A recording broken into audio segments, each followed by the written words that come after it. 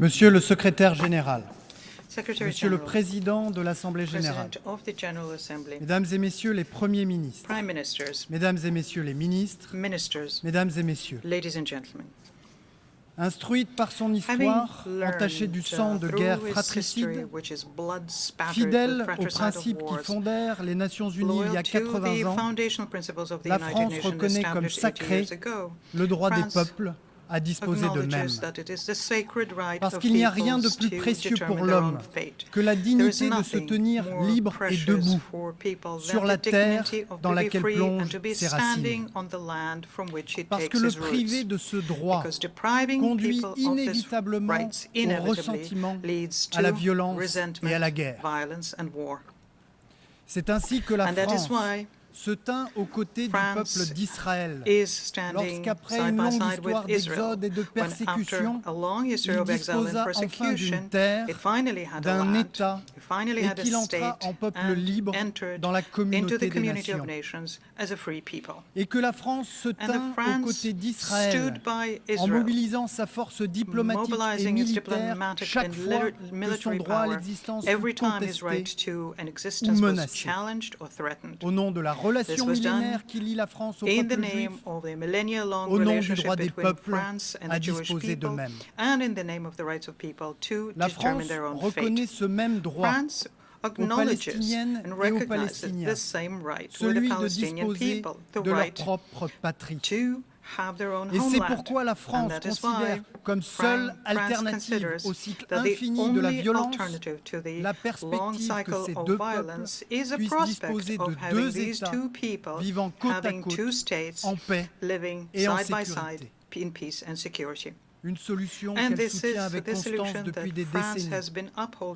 Par la voix du général de Gaulle, qui déclare en 1967 qu'un règlement du conflit doit avoir pour base la reconnaissance de chacun des États en cause par tous les autres. Par la voix de François Mitterrand, qui affirme en 1982 à la tribune de la Knesset que le dialogue suppose la reconnaissance préalable et mutuelle du droit des autres à l'existence. Par la voix de Jacques Chirac, qui rappelle en 1996 devant le Conseil législatif palestinien que ce peuple a une aspiration naturelle à décider librement de son destin, à obtenir un État. Par la voix de tous leurs successeurs, et singulièrement celle du président Macron. Mais voilà que cette perspective, celle de deux États reconnus et respectés dans leurs droits, est aujourd'hui en danger de mort. Menacée par l'attaque barbare du 7 octobre, pire massacre antisémite de notre histoire depuis la Shoah, par le déchaînement inouï de sauvagerie et de cruauté des terroristes du Hamas, déferlant dans l'intimité des kibboutz et sous les eucalyptus du festival Nova, par le cortège d'ombres défigurées des 1200 innocents sauvagement assassinés, dont 50 Français, que nous pleurons encore aux côtés d'Israël, par le sort indigne des otages toujours retenus dans l'enfer noir de la captivité et dont nous exigeons le retour immédiat, comme de ceux dont on devra couper le col de chemise et s'efforcer de faire le deuil. Après des blessures si profondes, comment imaginer une coexistence pacifique? Menacée par le prolongement indéfini des opérations militaires déclenchées en retour par Israël à Gaza, qui n'ont plus depuis bien longtemps de justification militaire ou politique. Déplacement massif de population, victimes civiles par dizaines de milliers, familles décimées, lieux de culte, hôpitaux, écoles bombardées, distributions humanitaires tournant au bain de sang. Dévastée par la guerre, Gaza est désormais un mouroir où les corps portent les stigmates de la famine et les esprits sont gangrénés par la terreur. Après tant de souffrances, comment envisager la paix? Menacée par l'accélération de la colonisation en Cisjordanie, par la marche funeste des colons extrémistes qui, de colline en colline, arrachent les oliviers, brûlent les récoltes et chassent l'arme au poing des Palestiniens de chez eux avec la complicité coupable des autorités israéliennes, par le mitage croissant du territoire palestinien qui compromet la possibilité même qu'un État puisse le gouverner, alors que la Knesset a voté la semaine dernière en faveur de l'annexion totale de la Cisjordanie. Face au fait accompli, comment continuer d'espérer? De part et d'autre, les partisans du rejet sont en train de l'emporter. Ceux de la Palestine du Jourdain à la mer d'un côté, ceux du Grand Israël de l'autre. Et la solution à deux États est en danger de mort. Elle s'apprête à céder place à l'affrontement perpétuel. À cela, la France ne peut en aucun cas se résoudre. Et nous ne pouvons plus attendre, car le temps joue contre la paix. Après 22 mois de tentatives infructueuses, il est illusoire d'espérer un cessez-le-feu pérenne sans dessiner une vision commune de l'après-guerre à Gaza, sans tracer un horizon politique, une alternative à l'état de guerre permanent. C'est pourquoi nous avons pris l'initiative avec l'Arabie saoudite, grand pays du Moyen-Orient, de lancer une démarche collective de réanimation de la solution à deux États. Et la France remercie l'ensemble des pays qui ont répondu présents et travaillé inlassablement depuis 6 mois, car cette démarche collective, cette conférence convoquée par l'Assemblée générale des Nations unies a d'ores et déjà suscité des engagements historiques qui font naître une espérance nouvelle. C'est la lettre du président de l'autorité palestinienne au président de la République et au prince héritier, dans laquelle, pour la première fois, il condamne les attaques terroristes du 7 octobre, appelle à la libération immédiate des otages du Hamas, demande son désarmement et son exclusion de la gouvernance de Gaza.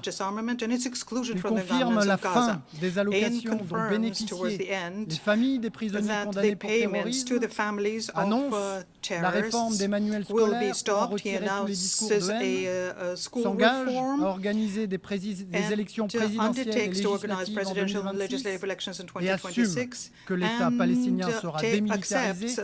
Voici réunies les conditions fixées par le Premier ministre Benjamin Netanyahou dans son discours de 2009 à Bar-Ilan pour accepter l'existence d'un État palestinien. C'est ensuite la rencontre inédite des sociétés civiles israéliennes et palestiniennes le 13 juin dernier qui lance d'une seule voix l'appel de Paris pour garantir la sécurité d'Israël en travaillant à son intégration régionale et pour reconnaître l'État de Palestine. C'est enfin la dénonciation par l'Arabie saoudite et les pays arabes présents aujourd'hui à New York des crimes du Hamas, l'appel à son désarmement, l'expression forte de leur aspiration à des relations normalisées et une intégration régionale avec Israël. Comme l'a écrit le président de la République en réponse au président de l'autorité palestinienne le 24 juillet dernier, à la lumière des engagements historiques qui ont été pris et de ceux qui suivront, au nom du droit imprescriptible des peuples à disposer d'eux-mêmes, au moment où la solution à deux États est plus menacée que jamais, la France est prête à reconnaître pleinement l'État de Palestine et le fera au mois de septembre prochain. Cette reconnaissance, décision capitale de la France, est l'expression d'un refus et porte en elle un appel. Refus que le camp de la guerre ne l'emporte sur celui de la paix. Refus de donner raison au Hamas, qui a toujours contesté le droit d'Israël à exister, qui a toujours combattu la solution à deux États pour cette raison. Mais la Palestine, ce n'est pas et ce ne sera jamais le Hamas. Reconnaître aujourd'hui un État de Palestine, c'est conforter ceux des Palestiniens qui ont fait le choix de la non-violence, du renoncement au terrorisme, de la reconnaissance d'Israël. C'est créer pour les Palestiniens la possibilité d'une alternative, c'est désavouer catégoriquement le Hamas et l'isoler définitivement. Refus de laisser libre cours au dessein irresponsable des extrémistes qui, en Israël, refusent aux Palestiniens le droit d'exister et propagent la violence et la haine dans un aveuglement coupable au mépris des intérêts de sécurité de leur propre pays. Refus de la résignation qui gagne une partie de la communauté internationale et de ses dirigeants, tenter de baisser les bras, de se résoudre à l'idée que tout cela leur échappe et qu'il n'y a plus rien à faire. Mais tout, dans l'âme de la France, rejette la fatalité du fait accompli. Nous avons aujourd'hui l'opportunité de sauver un processus de paix. C'est notre responsabilité devant l'histoire et c'est notre honneur que de nous en saisir. Cette reconnaissance, décision capitale de la France, est aussi un appel. Appel à tous les peuples et les pays du monde. Apportez votre pierre à l'édifice de la paix. Rejoignez la dynamique irréversible que nous avons initiée avec l'Arabie saoudite en participant à la réunion des chefs d'État et de gouvernement qui se tiendra en septembre au moment de l'Assemblée générale des Nations unies. Appel aux pays qui n'ont pas encore reconnu l'État de Palestine. C'est aujourd'hui que votre décision aura le plus d'impact sur le cours des choses.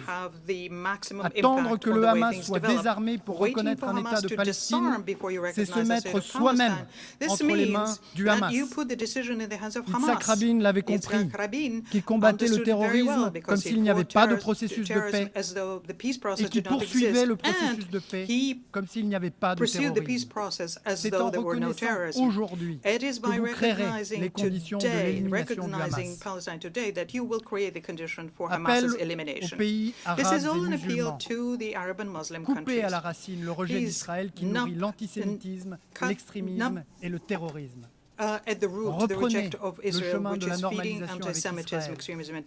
Donnez à voir aux Israéliens les gains qu'ils tireront d'une architecture de sécurité régionale rassemblant leur pays et l'ensemble de ses voisins. Cela demande du courage, mais vous n'en manquez pas. Appel au gouvernement israélien. Écoutez l'indignation qui s'élève dans le monde entier. Saisissez la main qui vous est tendue pour sortir de l'impasse. Ouvrez les yeux sur l'aspiration de vos voisins à vivre en paix et en sécurité avec vous. Cessez le feu, levez le blocus humanitaire sur Gaza, levez le blocus financier sur l'autorité palestinienne, abandonnez tout projet d'annexion. C'est l'intérêt d'Israël et de sa sécurité. Appel enfin aux deux peuples, israéliens et palestiniens, éprouvés par l'histoire, martyrisés par la guerre. À Reim, où je me suis rendu un an après le massacre du 7 octobre, à El Arish, à quelques kilomètres de Gaza, j'ai vu de mes yeux l'étendue des ténèbres dans lesquelles vous êtes plongés. Sachez opposer à la violence exercée sur vos consciences les armes de l'esprit.